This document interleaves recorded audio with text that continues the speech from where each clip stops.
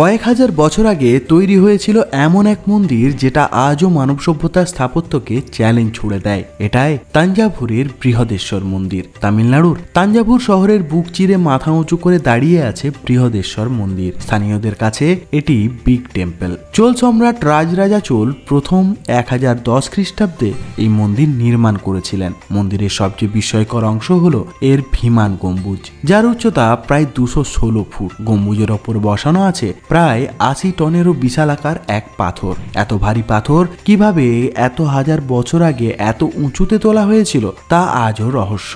আরো আশ্চর্যের বিষয় হলো মন্দির তৈরিতে ব্যবহৃত হয়েছে গ্রানাইট পাথর, অথচ আশেপাশে 50 কিলোমিটারের মধ্যে কোথাও গ্রানাইট পাওয়া যায় না। অর্থাৎ এইসব পাথর দূর দূরান্ত থেকে আনা হয়েছিল। সেটা কিভাবে সম্ভব হয়েছিল তা নিয়ে গবেষকরা আজও ভাবেন। ভেতরে ঢুকলে চোখে পড়ে অসাধারণ ভাস্কর্য, প্রাচীন চিত্রকলা এবং হাজারো শিলালিপি, যেখানে শুধু ভক্তিই নয়, চোল সাম্রাজ্যের ইতিহাসও লিপিবদ্ধ আছে। 2004 সালে এই মন্দিরকে ইউনেস্কো বিশ্ব ঐতিহ্যবাহী স্থান হিসাবে ঘোষণা করে। বৃহদেশ্বর মন্দির কেবল দক্ষিণ ভারতের নয়, সমগ্র ভারতের এক অমূল্য গর্ব। একে সত্যি বলা যায় চোলদের অমর সৃষ্টি।